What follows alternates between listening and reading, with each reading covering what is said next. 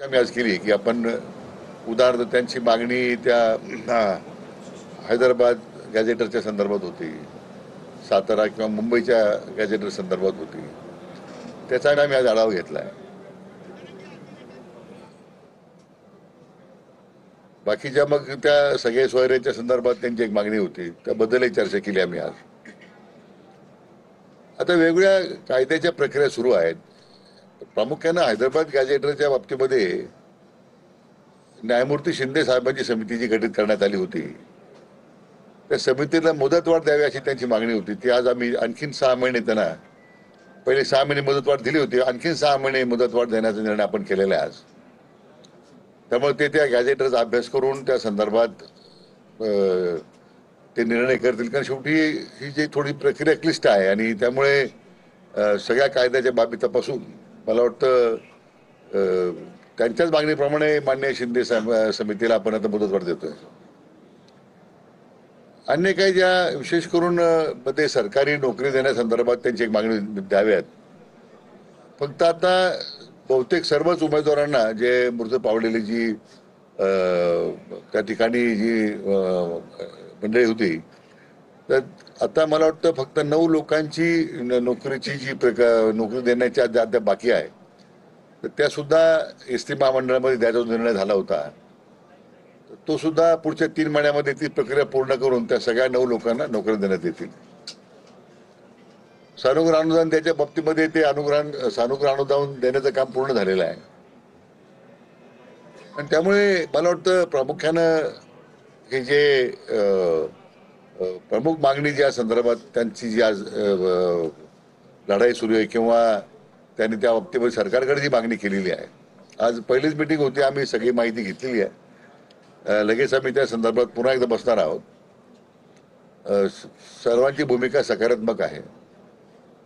माननीय मुख्यमंत्री महोदय यांनी तर यापूर्वीच या बाबतीमध्ये विशेष पुढाकार घेऊन जे 16% आपण स्वतः आरक्षण दिलं होतं माननीय देवेंद्रजी मुख्यमंत्री असताना. मधल्या 2.5 वर्षाच्या महाविकास आघाडी सरकारच्या काळामध्ये दुर्दैवानं ते आरक्षण गेलं की टिकवण्यामध्ये त्या महाविकास आघाडीला अपयश आलं. पण पुन्हा एकदा महायुती सरकार आल्यानंतर 10% आरक्षण द्यायचा निर्णय झाला. त्यामुळे ते आरक्षण आता मान्य सर्वोच्च न्यायालयात टिकून आहे.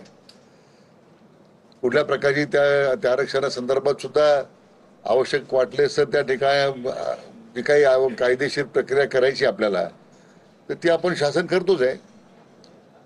परंतु आरक्षणाच्या बाबतीमध्ये शासनाची कुठली भूमिका नकारात्मक नाही आहे. शेवटी कायद्याच्या सगळ्या चौकटीत बसून ते आपल्याला करावं लागेल. आणि म्हणून ती सकारात्मक चर्चा आमच्या आज या पहिल्याच उपसमितीच्या बैठकीमध्ये झाली.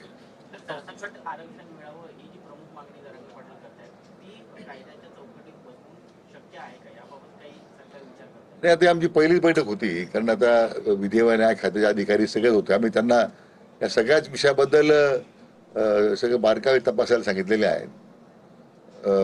जे काही विशेष करून जो एक महत्वाचा मुद्दा होता की व्हॅलिडेशन करण्याबद्दल आता मला वाटतं ACBC आहे किंवा EWSचा आता मुद्दा राहिला नाही. परंतु ज्या काही व्हॅलिडेशनमुळं मुलांचे ॲडमिशन थांबलेले आहेत, तर त्यांना किमान आता 6 महिने मुदतवाढ द्यावी, अशा प्रकारची शिफारस आज आमच्या समितीने केलेली आहे. जरांगे पाटील आंदोलनामध्ये ठाम आहे, तर ते इकडे येऊ नये म्हणून तुम्ही काय आश्वासन किंवा काय निर्णय त्यांच्याशी बोलण्याचा नाही, असं आहे की जरांगे त्यांच्याशी बोलण्याचा प्रश्नच नाही आहे. कारण अद्यापही त्यांची सरकारबरोबर बोलण्याची त्यांची तयारी आहे का, हा महत्वाचा मुद्दा आहे. आणि आम्ही जे आता शासन म्हणून जे निर्णय केलेले आहे किंवा उपसमिती म्हणून आम्ही जी भूमिका त्यात मांडलेली आहे, विशेष करून हा न्यायमूर्ती शिंदे समिती समोरचा जो मुद्दा हाच त्याच्यातला खरं महत्वाचा मुद्दा आहे की जो आरक्षणाबाबतीमध्ये किंवा जे दाखले द्यायचे, कोणते सर्टिफिकेट द्यायचे आहेत, तर तो त्या समितीला मुदतवाढ द्यावा अशी त्यांची जी मागणी होती आपण ती मान्य केलेली आहे. सर, तुम्ही अनेक वर्ष मंत्रिमंडळात देखील आहात, अनेक मराठा संघटनांचे देखील चांगले म्हणजे संबंध आहेत. ज्या पद्धतीने जरांगे वारंवार बोलतायत की मुख्यमंत्री म्हणजे तत्कालीन मुख्यमंत्री एकनाथ शिंदे यांनी या सगळ्याला गोष्टी करायची तयारी होती, मात्र देवेंद्र फडणवीस याला विरोध केला. या सगळ्या प्रवासात तुम्ही देखील होतात, काय खरंय की जरांगे पाटलांनी काय बोलावं, काय आरोप करावा त्यांचा अधिकार आहे. परंतु हे मान्य केलं पाहिजे की 16% आरक्षण द्यायचं काम मान्य देवेंद्रजी मुख्यमंत्री असताना केलं होतं, पण ह्या महाविकास आघाडीने ते आरक्षण घालवलं. पुन्हा तो प्रयत्न केला आपण, मान्य शिंदेसाहेब मुख्यमंत्री असताना पुन्हा प्रयत्न झाला, पुन्हा 10% द्यायचा निर्णय झाला. असे कुठेही मला वाटतं ज्यांनी स्वतःहून आरक्षण देण्याबाबतीमध्ये पुढाकार घेऊन आरक्षण दिलं होतं त्यांनी आरक्षणामध्ये काही अडचण निर्माण ते करत होते ते करतायत असा आरोप पूर्णतः धांडात खोटा आहे. मी सुरुवातीला हीच मागणी केली होती की आपल्या राज्याचे ज्येष्ठ नेते मान्य शरद पवार साहेब असतील, मान्य उद्धव ठाकरे असतील, यांनी तर या बाबतीत भूमिका घ्यायलाच तयार नाही आहे की आरक्षण कसं द्यावं, कसं देऊ नये. आणि मला वाटतं त्यांना सुद्धा खरं विचारण्याची गरज आहे, कारण ते सुद्धा राज्याचे मुख्यमंत्री 4 वेळा राहिलेत. शरद पवार साहेब, उद्धव ठाकरे साहेब मला वाटतं राज्याचे मुख्यमंत्री आता मागच्या 2.5 वर्ष होते. आपण आरक्षणासंदर्भात काय केलेलं आहे एकदा लोकांना सांगावं त्यांनी. म्हणून जरंगे पाटलांना माझी विनंती की ठीक आहे, आम्ही काय केलं तुमच्यासमोर मांडलंच आहे. देवेंद्रजींनी 16% दिलंय, मान्य शिंदे साहेबांनी 10% दिलंय, पण हे दोघं मुख्यमंत्री राहिलेले लोक जे आहेत महाविकासचे नेते, त्यांनी या संदर्भात काय केलं याचं तर एकदा महाराष्ट्राच्या जनतेला एकदा सांगितलं पाहिजे आणि त्यांना तो जाब जरंगे पाटलांनी विचारला पाहिजे असं माझं मत आहे. पण जरांगे पाटील जर एवढा मोठा गंभीर आरोप करतायत की देवेंद्र फडणवीसांनी आडकाठी केली, यावेळी एकनाथ शिंदेनी यावरती बोलणं अपेक्षित आहे की नेमकं काय आहे? ते अद्यापर्यंत बोललेलं नाही, त्यांचं मौन आपल्याला कायम बघायला असं आहे की तो प्रश्न आता तुम्ही शिंदे साहेबांना विचारला पाहिजे, पण मी त्या मंत्रिमंडळातला सहकारी होतो. मला वाटतं नेहमीच मान्य फडणवीस साहेबांची एक सकारात्मक भूमिका राहिलेली आहे. याच्यामध्ये आडकाठी करण्याचा प्रश्नच नाही, कारण आरक्षण देण्याच्यासाठी जो पुढाकार पहिल्यांदा राज्यामध्ये जो घेतला गेला तो मान्य देवेंद्रजींनी घेतला, हे आपण लक्षात घेतलं पाहिजे. सर, राज्यात सगळीकडे गणेशोत्सवाचं हे सगळे, पण या आंदोलनामुळे कुठेतरी कायदा व सुव्यवस्थेच्या परिस्थिती देखील, काल बीडमध्ये जो प्रकार घडला, गेवराईमध्ये ओबीसी विरुद्ध मराठा संघर्ष पाहायला मिळाला, अशा परिस्थितीमध्ये हे वेळ थोडी टाळता आली असती असं वाटतंय, कारण मागण्या मान्य होत आहेत, तुम्ही देखील सकारात्मक परिस्थिती, मात्र आंदोलनाचा पवित्रा अगदी आक्रमक दिसतोय. नाही, आता काही बाबी कायद्याच्या प्रक्रियेत अडकलेल्या आहेत त्या आपण पूर्ण करतोय. आता न्यायमूर्ती समितीचा जसा मी उल्लेख केला आहे, तर मुदतवाढ देऊन एक 6 महिन्यात अहवाल दिलाच पाहिजे त्यांनी, अशा प्रकारचं आम्ही त्यांना विनंती करतोय.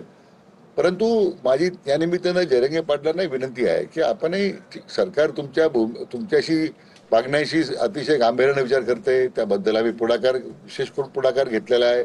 अनेक निर्णय आपण सकारात्मक केलेले आहे. परंतु आता एक तर पावसाळ्याचे दिवस आहेत, दुसरा एक मोठा उत्सव आपल्या राज्याच्या दृष्टीने गणेश उत्सव सगळ्यात मोठा उत्सव आहे. आणि अशा वेळी मला वाटतं आणखीन त्याच्यात काही कारण नसताना मग कायदेशीर कायदा सुव्यवस्थेचे प्रश्न तयार होऊ नये. शेवटी यात सामान्य नागरिक भरला जातोय, गणेश भक्तालाही त्यासाठी मोठे कष्ट सोसावे लागणार आहेत.